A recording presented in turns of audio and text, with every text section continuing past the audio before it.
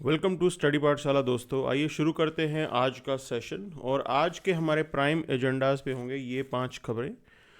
Israel Hamas deal को थोड़ा देखेंगे कि क्या उसके जियोपॉलिटिकल डायनामिक्स चल रहे हैं।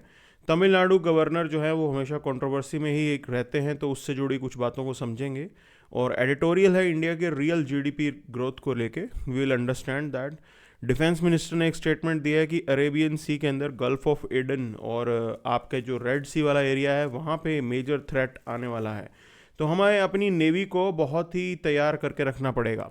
और पाकिस्तानी पॉलिटिक्स के अंदर कुछ डेवलपमेंट्स हैं। इमरान खान को जेल हुई है और अब पता नहीं क्या होगा इमरान खान के जाने के बाद कि पाकिस्तान की डेमोक्रेसी क्या वाकई ही अब मिलिट्री के हाथ में रहने वाली है। और चाइना के अंदर पॉपुलेशन डिक्लाइन रिपोर्ट हो रहा है, तो ये लर्निंग लेसन्स हैं चाइना से जो हमें सीखने हैं कि अगर आप आर्टिफिशियली पॉपुलेशन को कंट्रोल करोगे तो आपको नुकसान होगा। Covering up this particular point, let's start with this particular session. तो पहली जो खबर है वो यही है कि गाज़ा के अंदर अब ये ट्रूस डील हो गई है, लेकिन अब देखने वाली बात ये है कि इसके पीछे की पॉलिटिक्स क्या चल रही है, तो हम उस चीज़ को थोड़ा एनालाइज करने की कोशिश करेंगे। तो देखिए, पहली चीज़ आप ये समझ लीजिए कि भाई अभी अभी जो इंटरनेशनल डेवलपमेंट्स हैं वो एक बार ट्रैक करते हैं। तो सीरिया के अंदर अभी असद रजीम को यहाँ से हटाया गया। तो असद जो है वो प्रो ईरान थे और उनको यहाँ से हटा दिया गया, और इट मीन्स दैट अब उस एरिया के अंदर सऊदी अरब प्लस जो बाकी सुन्नी कंट्रीज़ हैं वो फ्रीली अपनी पावर को एक्सरसाइज कर सकते हैं। दूसरी कहानी अगर आप ये देखेंगे तो देखिए, इराक जो है यहाँ पे भी शिया मेजॉरिटी है, ईरान में भी शिया मेजॉरिटी है, और कहीं ना कहीं ईरान और इराक के बीच में जो है वो एक गठजोड़ जो है वो एग्जिस्ट करता है। और हथियार जो ईरान तक पहुँचते थे वो वाया सीरिया रूट पहुँचते थे। अब सीरिया वाला रूट बंद हो गया तो मतलब वेपन्स की सप्लाई ईरान को नहीं हो पाएगी। तो ये इंपॉर्टेंट डेवलपमेंट है, ठीक है। पहले रशिया जो है वो ईरान को वेपन्स की सप्लाई करता था, और ये रूट अब जो है एक तरीके से क्लोज होता हुआ नज़र आ रहा है। सीरिया के थ्रू अब ये काम नहीं होगा। और दूसरा पहलू आपको ये सोचना होगा यहाँ पे कि इज़राइल एक बार इस हमास और हिजबुल्लाह के साथ अपने स्कोर को सेटल करके, अपनी प्रॉब्लम्स को सेटल करके अब पूरा का पूरा फोकस ईरान के ऊपर लाना चाहता है। और इतना ही नहीं है, एक्सपर्ट्स तो ये कह रहे हैं कि यूएस प्लस जो वेस्टर्न अलाइज हैं वो सब लोग मिल के ईरान को मिलिटरली रिंग फेंस करने वाले हैं, इनको घेरने वाले हैं। तो ईरान को मिलिटरली रिंग फेंस करके क्या टैक्टिक्स होगी, अगला गोल होगा रजीम चेंज लेके आना, ईरान के अंदर सरकार को बदलना और एक तरीके से प्रो वेस्ट गवर्नमेंट को वहाँ पे एस्टेब्लिश करना। तो ये फ्यूचर का कोर्स ऑफ एक्शन हो सकता है। ईरानियन इकोनॉमी ऑलरेडी काफ़ी स्ट्रगल कर रही है। ईरान के अंदर अपनी सरकार के अगेंस्ट बहुत से प्रोटेस्ट भी शुरू हुए हैं, तो वुमेन भी वहाँ पे प्रोटेस्ट कर रही हैं। But this is what we have to see कि कैसे इस रजीम चेंज को लाया जाएगा। तो ये एक डेवलपमेंट है जिसके बारे में हमें जानना है। तो आगे बढ़ते हैं। देखिए, अब ये तमिलनाडु के गवर्नर साहब जो हैं वो अक्सर जो हैं वो न्यूज़ में रहते हैं।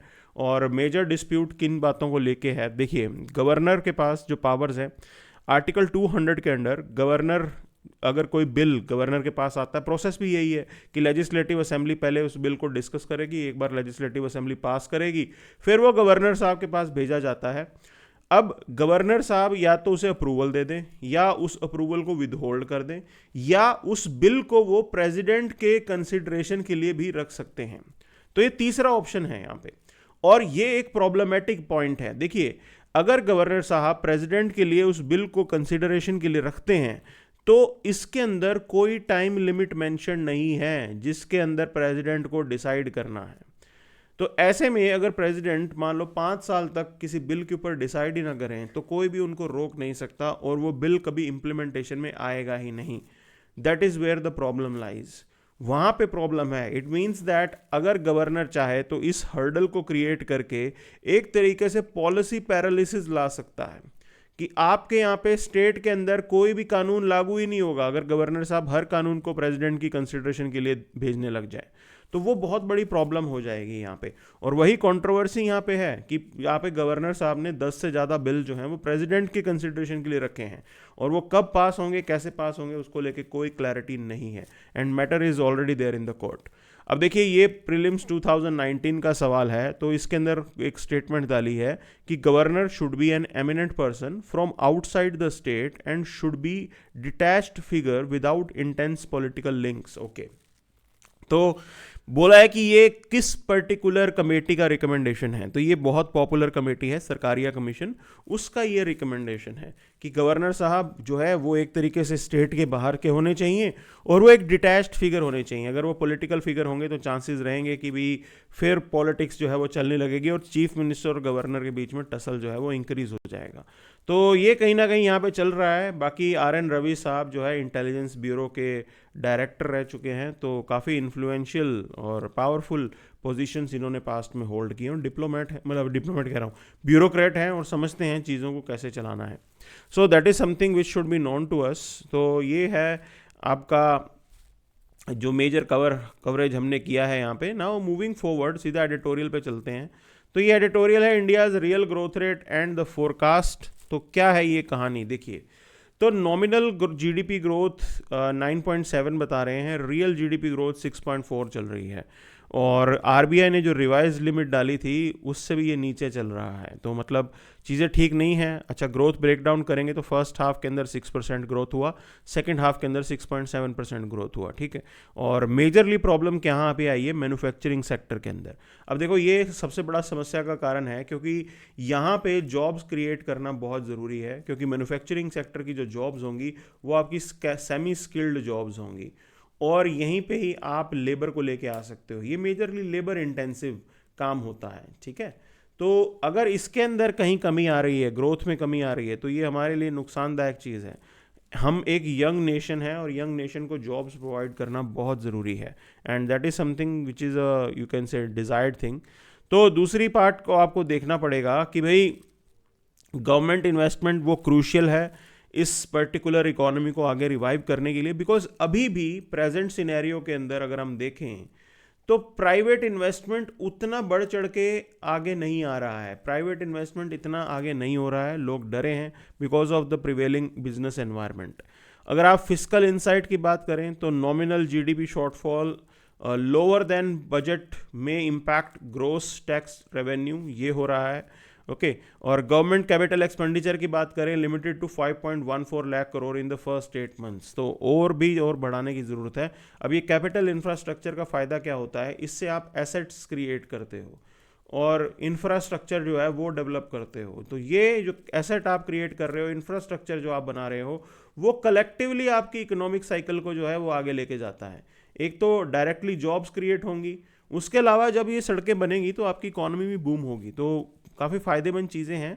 अभी इसको और आगे लेके जाने का जो है वो स्कोप काफ़ी है यहाँ पे इंडिया के अंदर। इंफ्रास्ट्रक्चर तो हमें बहुत नेक्स्ट लेवल चाहिए और डिमांड भी है इसकी, और काफ़ी जो है सुधारने की ज़रूरत है। So that is something that we have to figure in, and there is still a potential कि चीज़ों को आगे ले जाया जा सकता है, ठीक है। तो ये सारी बातें हैं यहाँ पे। अभी ग्लोबल सिनेरियो भी ठीक नहीं है, but despite everything India is still like a you can से आइलैंड। अब आगे देखिए, डिफेंस मिनिस्टर ने स्टेटमेंट दी है कि भाई गल्फ ऑफ एडन और रेड सी के अंदर बहुत ज़्यादा थ्रेट्स हमारे इंक्रीज हो सकते हैं। अब देखो ये गल्फ ऑफ एडन है, ये है हमारा रेड सी, और ये गल्फ ऑफ एडन के जस्ट ऊपर आप देखेंगे ये है सोमालिया। तो पहली चीज़ समझ लिए, सोमालिया के जो पायरेट्स हैं वो यहाँ पे प्रॉब्लम क्रिएट करते ही रहते हैं, ठीक है। इनको ठिकाने लगाने के लिए हमें इंडियन नेवी को तैयार रखना होगा। That is what the main objective is, we should be ready for all these eventualities. दूसरी बात समझ लीजिए, ये है यमन। यमन के अंदर कौन है, हाउदीज। तो यहाँ पे सिविल वॉर चल रहा है भाई। तो हाउदीज वर्सेस यू कैन से फोर्सेस का सिविल वॉर चल रहा है, और ये भी एक अलार्मिंग सिचुएशन है, क्योंकि देखो ये एक इंपॉर्टेंट सी लेन के पास हो रहा है। तो हमारा यूरोप के अंदर कोई भी ट्रेड जाएगा तो वो यहीं से होके जाएगा, और एक तरीके से अगर कुछ भी गड़बड़ होती है यमन के अंदर तो ये सी लेन आपकी डिसरप्ट हो सकती है। दूसरी चीज़, आप रेड सी के ऊपर देखिए तो यहाँ पे इजराइल और इनकी एक्टिविटी भी गड़बड़ चलती रहती है। तो इसीलिए ये पूरी एक हॉटबेड की तरह है, and that's why he made a statement कि भाई हमें जो है बिल्कुल तैयार रहना होगा, किसी भी टाइप के चैलेंजेस आपके यहाँ पे आ सकते हैं, and this is what his instructions are. तो आगे बढ़ते हैं। Pakistani court sentences Imran and his wife to prison for graft. Okay, corruption के केस में अंदर कर दिया। अब देखो मेजर प्रॉब्लम क्या है, हम कहते हैं कि पाकिस्तान के साथ हमें अपने डिस्प्यूट्स को सेटल करना है, लेकिन सवाल ये बनता है भैया कौन सा पाकिस्तान? एक वो पाकिस्तान है जो रेडिकल इस्लाम चला रहा है, जहाँ पे मुल्लाज जो हैं वो एक तरीके से डोमिनेट रोल प्ले कर रहे हैं। एक दूसरा पाकिस्तान है पाकिस्तानी आर्मी का पाकिस्तान जो डोमिनेट करता है। तीसरा जो है पाकिस्तानी गवर्नमेंट का है, पाकिस्तान की सरकार, पॉलिटिकल डायनेमिक्स, ठीक। और अब आप सिनेरियो को समझ लीजिए कि भाई पाकिस्तानी आर्मी या इंटर स्टेट इंटेलिजेंस ISI इन सरकारों को पीछे से कंट्रोल करती हैं, तो ये बैक कंट्रोल एक तरीके से इन्हीं का ही रहता है। और वहाँ पे आप ये मान के चलिए कि इंडिपेंडेंट गवर्नमेंट कहीं पे भी एक्ट नहीं करती। ऐसे में एक उम्मीद ये थी कि एक लीडर इमरान खान वो निकल के आएगा और इमरान खान जैसा लीडर जो है वो ट्रू सेंस में पाकिस्तान के अंदर डेमोक्रेटिक सिस्टम को एस्टेब्लिश करेगा बिकॉज ऑफ हिज पॉपुलैरिटी। लेकिन कहीं ना कहीं उसकी पॉपुलैरिटी को नज़रअंदाज करते हुए पाकिस्तानी मिलिट्री यहाँ पे डोमिनेट कर रही है और इमरान खान को जेल में डाल दिया है। तो ऐसे में सवाल यही बनता है भैया पाकिस्तान का फ्यूचर क्या होगा? और इंडिया की समस्या ये है कि भाई हम तो बात करेंगे तो पाकिस्तान की डेमोक्रेटिक गवर्नमेंट के साथ बात करेंगे, हम मिलिट्री के साथ बात नहीं किया करते। तो we are a democratic country and we do engage with only with the democratic forces, that is what our stand is. और जब तक पाकिस्तान के लोग ये बात नहीं समझेंगे कि भाई उनको एक ट्रू सेंस में लीडर चाहिए, ये मिलिट्री के चक्कर में छोड़ो, तब तक हमारे डिस्प्यूट्स जो हैं वो भी एज इट इज़ चलते रहेंगे। तो हमें रियलिस्ट होकर रहना पड़ेगा। अब बात यह है कि चेंज हो, आपके हृदय में चेंज करने की ज़रूरत नहीं है, पाकिस्तान में बड़ा चेंज लाने की ज़रूरत है। Till that time things will go as it is. अब देखिए आगे बढ़ते हैं। तो चाइना की पॉपुलेशन डिक्लाइन हो रही है for third consecutive years. Okay, और गेम सिंपल इतना नहीं है, लेबर की शॉर्टेज, ठीक, उसका इम्पैक्ट पड़ेगा। और ऑलरेडी अगर मैं बात करूं चाइना के अंदर लेबर के जो चार्जेस हैं वो इंक्रीज हो गए हैं, तो अब उतना कॉम्पिटिटिव चाइना नहीं रहा है, इसी वजह से इकोनॉमिक डिक्लाइन भी हो रहा है। ठीक है, तो ये मेजर पॉइंट यहाँ पे हाईलाइट हो रहा है। अब देखो इसके लिए मेजर रीज़न क्या है? इसके लिए मेजर रीज़न है वन चाइल्ड पॉलिसी। ठीक, तो चाइना ने आर्टिफिशियली अपनी पॉपुलेशन को कंट्रोल करने की कोशिश की और उसका रिजल्ट क्या हुआ? आज की डेट में China is getting older, China जो है वो बूढ़ा हो रहा है, एवरेज एज वहाँ पे बढ़ रही है। अब इसकी वजह से जो डिपेंडेंट्स हैं उनका नंबर इंक्रीज हो रहा है। ठीक है, दिस इज़ द पॉइंट। दूसरी चीज़ ये है, वुमेन की बात करें तो China is more career, women in China is now career oriented and they don't want childrens, तो उनको और बच्चे चाहिए ही नहीं, वो एक बच्चे से खुश हैं काफ़ी। ठीक है, तो ये पॉइंट बन के आ रहा है। अब देखो वन चाइल्ड पॉलिसी उन्होंने की, आर्टिफिशियली चीज़ें करने की कोशिश की और उसका रिजल्ट ये मिला। अच्छा, अब ऐसे में प्रेजेंट गवर्नमेंट जो है अब ये लोग एनकरेज कर रहे हैं। ठीक है, लेकिन एनकरेजमेंट भी ऐसे नहीं होगा अपने आप, उसके लिए भी जो है कपल्स जो हैं वो रेडी होने चाहिए, but they are now more career oriented and all. और उसके साथ साथ चाइना में एक और समस्या है, that is skewed gender ratio. ठीक है, अब देखो होता क्या है, जब एक ही बच्चा पैदा करना हो तो उसके अंदर लोग प्रेफर करते हैं कि मेल चाइल्ड पैदा हो। ठीक है, तो चाइना के अंदर भी हमारी तरह यहाँ पे जैसे इंडिया में मेल चाइल्ड को प्रेफरेंस दी जाती है, वहाँ पे भी मेल चाइल्ड को प्रेफरेंस दी जाती है। So that is something which is there. तो लॉप साइडेड सेक्स रेशो है उधर और ये काफ़ी अलार्मिंग चीज़ है। ठीक है, and this is what it is. तो नुकसान हुआ काफ़ी इनको, और हमें जो है ये लर्निंग लेसन है कि भाई आप कुछ भी आर्टिफिशियली करने की कोशिश करोगे तो उसका नुकसान ही होगा। एक नेचुरल फ्लो होता है आपकी पॉपुलेशन का, don't try to disrupt that. ठीक, उसको जो है हमें किसी भी हाथ में डिस्टर्ब नहीं करना चाहिए, यही समझदारी है यहाँ पे।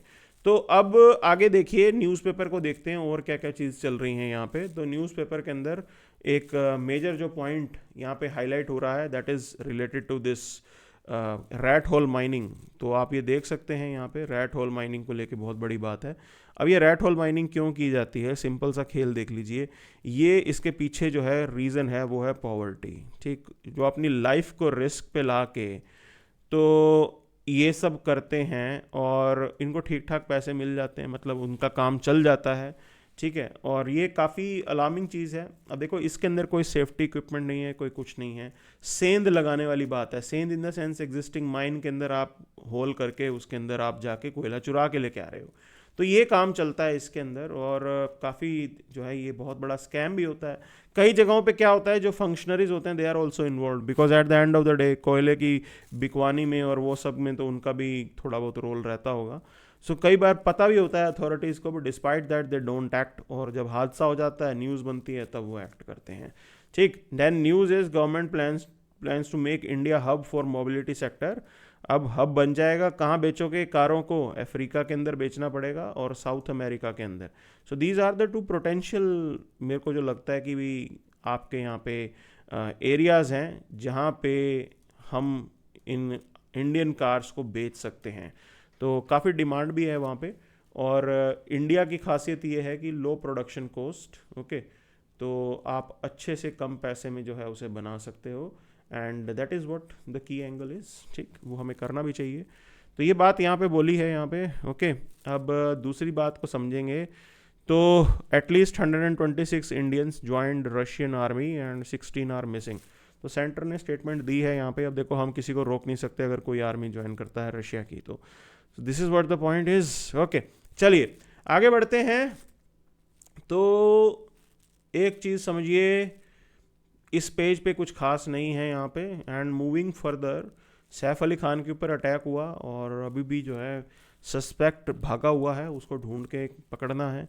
तो ये बड़ी चीज़ है वहाँ पे, it was not a small thing. एक हाई प्रोफाइल इंडिविजुअल के ऊपर अटैक हो जाता है, तो we can easily, you can say get an idea about how secure we are as a commoners. So that is what the point is.